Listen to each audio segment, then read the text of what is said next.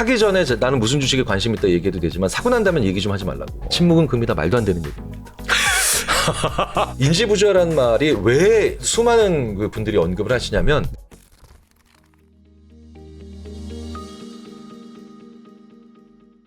인지부조화라는 표현도 이제 많이 유명하지 않습니까? 이거는 확실히 내가 알고 있는데 그렇죠. 바꿔버리는 거죠. 태도를 바꿔버리는 건가요? 태도를 바꿔버리는 그러니까 내 생활에 적용을 못하는 게 아니라 내가 스스로 알고 있는 걸 행동으로는 바꿔버리는 거예요. 그러니까 행동이 이미 일어나 버리니까 태도를 바꿔버리는 거죠. 이제 인지부조라는 거는 근데 맞아요.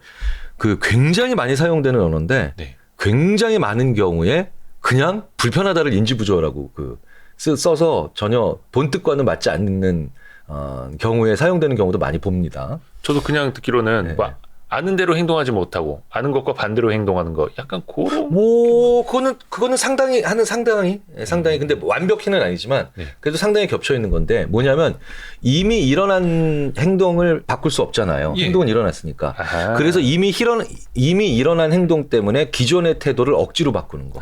그런데 억지로 바꾸면서도 본인 스스로는 자연스럽게 바뀐다고 생각하는 거. 자, 뭐 예를 들자면 이런 겁니다. 이제 심리학 개론에 나오는 그런 수준의 얘기는 재미없는 걸 시켜놓고 밖에서 이제 끝나고 나갈 때 이 재미없는 일을 시켜놓는데 다음 학생한테 네. 거짓말해달라고 재밌었다고 거짓말해달라고 하는데 어떤 학생한테는 거짓말의 대가가 20불 꽤 큰 돈이에요. 네. 왜냐면 1950년대 실험이니까. 어우, 예. 네, 그때 20불 저한테는 1불. 네. 그러면 둘 다 거짓말을 나가서 합니다. 네. 그리고 한 일주일 후에 이제 두 학생 모두 거짓말했던 학생 모두 다시 연구진이 찾아가서 그 일주일 전에 했던 그거 일 다시 한번 해보겠냐고. 그럼 20불 받았던 이대호 학생은 네. 너 미쳤어? 내가 그걸 왜 다시 해? 그 재미없는 걸. 태도가 여전히 안 바뀐 거죠. 그 재미없던 거에서. 네. 왜냐하면 20불은 거짓말의 정당한 이유거든요. 아. 그 거짓말을 받았던 친구가 그쵸? 이대호라는 친구한테 와서 너 왜 나한테 거짓말했어? 재미없었는데. 라고 하면 이대호라는 사람이 이렇게 얘기할 수 있다는 겁니다. 야, 너도 20불 받으면 그 정도 거짓말을 해야지 뭐. 그리고 너 인마 내가 사준 거보다 얻어먹었잖아. 20불은 그래도 정당한 대가예요. 네. 그래서 자기 태도를 바꿀 필요가 없죠. 아. 그런데 1불 받고 거짓말했던 저는 그 의외로 또 재밌었더라고요. 말도 안 되는 얘기를 하는 거예요, 제가. 그렇게 자기를 합리화해버리는. 네, 왜냐하면 1불 받고 거짓말한 사람이 될 수가 없잖아요. 이게 1불 받고 거짓말한 건 일어난 행동이잖아요. 네네네. 그러니까 그걸 가지고 그건 바꿀 수 없는 행동이 이미 일어났는데 1불 받고 거짓말한 사람이 되니까 너무 웃긴 거잖아. 그 작은 돈으로. 네네. 그러니까 태도를 바꿔버린 거야. 아예. 심지어는 이런 학생도 그 묘미가 있더라고요. 말도 안 되는 얘기를 합니다.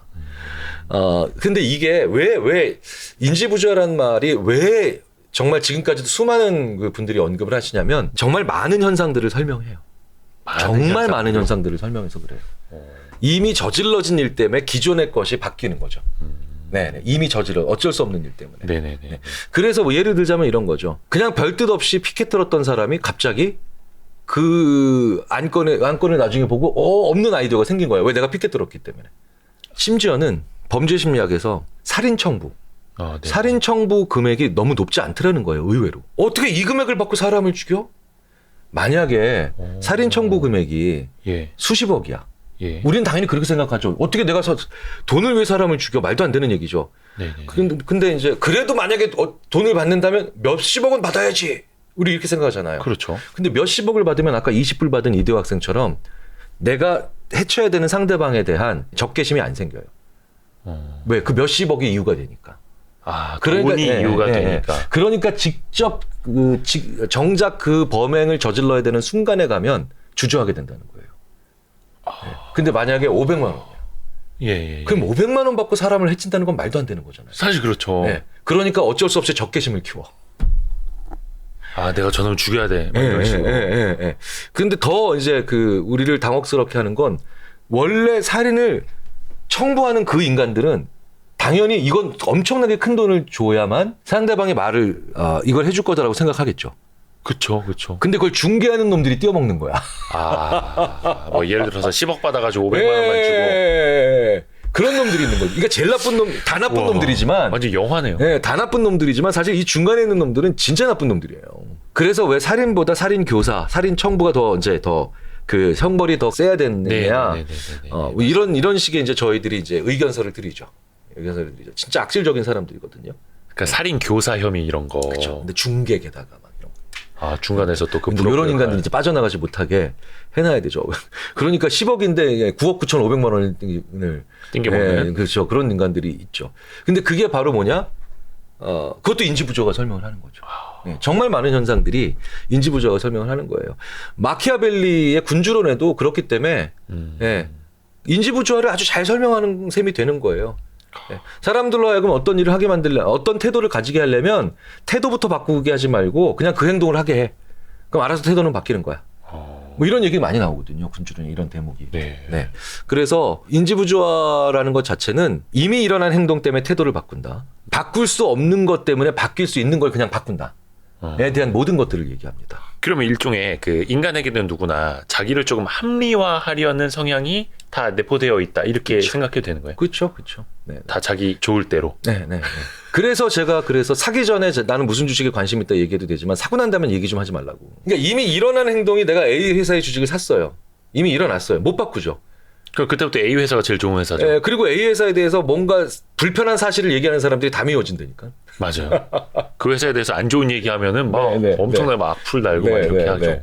그러니까 이미 일어난 일 때문에 바꿀 수 있는 것들은 바꾸지 않아야 되는데도 마구 바꾸는 경우가 참 많은데 그러기 위해서는 우리가 해야 되는 건 어떤 행동을 했느냐에 대해서 그 영향력들을 잘 생각을 해봐야 되잖아요. 네. 그래서 나는 이 행동을 할 거야, 이 행동을 했어에 대한 그 시점 얘기들을 자기만이 잘 가지고 있어야 돼요. 난 어떨 때 주로 왜냐하면 말을 먼저 해야 결과가 좋아지는 사람이 있고 말을 나중에 해야 결과가 좋아지는 사람들도 있어요. 아, 사람마다. 네, 사람마다. 그러니까 뭐냐면 먼저 약간 좋은 말은 아니지만 설레발친다. 네네네. 나는 이런 거 할 거야. 네. 약간 이렇게 김치국부터 먼저 마시는 사람들이 있죠. 네. 근데 김치국을 먼저 마셔야 드라이브가 걸리는 사람들이 있어요. 약간 자기 선언을 해놓고. 그렇죠. 그런데 그걸 오히려 하면은 오히려 사람을 피하는 사람들이 있어요. 그게 안 지켜질까봐. 대신 숨어서 열심히 자기 혼자 묵묵히 해야 동력이 만들어지는 사람들이 있어요. 왜 책 한 권 읽은 사람이 제일 무섭다는 얘기를 우리가 하지만 맞습니다. 심리학 공부도 마찬가지예요. 이게 나한테 설명이 되는 이론이 뭐냐. 나한테. 근데 그건 진짜로 내가 알아가야 되는 거죠. 인터넷상에서 자기 객관화, 자기 객관화. 예, 발음 그리고 어렵네요, 진짜. 네. 메타인지, 메타인지. 이런 것도 네. 이야기 왜냐면 요게 학습을 많이 하시고 또 뭐 이렇게 음. 블로그를 통해서 본인이 배운 거 정리 많이 하고 이런 네, 사람들일수록 자기 객관화가 많이 필요하다. 메타인지가 중요하다. 특히 뭐 아이들 가르칠 때도 그렇고 교육적인 측면에서도 그렇고 이런 표현들을 많이 쓰거든요. 근데 이게 자기 객관화랑 메타인지가 같은 말인가요? 좀 다른 건가요? 상당히 겹치죠. 상당히 겹치죠. 근데 자기 객관화라는 건 자기를 있는 그대로 본다라는 의미로 제가 받아들이는 게 더 낫지 않을까요? 네네네. 자기 객관화는 뭐 그렇게까지 심리학자들이 논문상에서 쓰는 용어는 아니고 그냥 일반적으로 우리가 얘기할 수 있는 그런 표현이잖아요. 네네네. 그러니까 자기 자신을 너무 지나치게 보고 싶은 대로만 보는 게 아니라 있는 그대로 보는 거. 그러니까 네네. 자기 객관화라는 건 제가 봤을 때는 타인이 보는 나와 네. 내가 보는 내가 일치하는 거가 아마 자기 객관화가 아닐까 싶어요. 네. 제가 생각했을 때는. 네. 왜냐면 주관과 객관이 바로 그런 의미니까요. 네네. 근데 이제 메타인지는 정확히 하는 거죠. 자기 자신을 정확히. 왜냐면 타인도 나를 정확하게 모르는 경우가 많으니까. 네. 그러니까 메타인지가 조금 더 아. 말 그대로 정확한 개념이죠. 오. 네, 그 사람의 능력치를 보여주는. 그러니까 타인이 보는 나와 내가 보는 내가 둘 다 틀리는 경우 많거든요. 예. 네. 그리고 자기 객관화는 의외로 이렇게 하면 아주 쉽게 자기 객관화가 되는 것처럼 착각할 수도 있어요. 그냥 타인 관점을 수용해 버리면 되죠. 다른 사람들이 공통적으로 나에 대해서 얘기하는 거, 그게 나겠구나. 이렇게. 네. 그러니까 그게 아니라 타인의 관점이 굳이 필요 없다 하더라도 내가 나를 봤는데 실제로 내가 그 일을 해냈는지 못했는지 결과를 놓고 보니까 내가 사전에 예측한 거랑 거의 비슷해. 그게 메타인지가 좋은 거죠. 우리가 메타라는 말이 붙으면 보통 위에서 이렇게 조금 이렇게 초월적으로 내려다보는 네. 듯한 표현을 네. 쓰잖아요. 아우르고. 그러니까 네. 메타버스, 메타 뭐 데이터, 뭐 메타 분석, 메타 인지 마찬가지로 네네네. 다 메타라는 말을 붙으면 더 위에서 이렇게 쭉 보는 초월적으로 내려다보는 거죠. 근데 이게 네.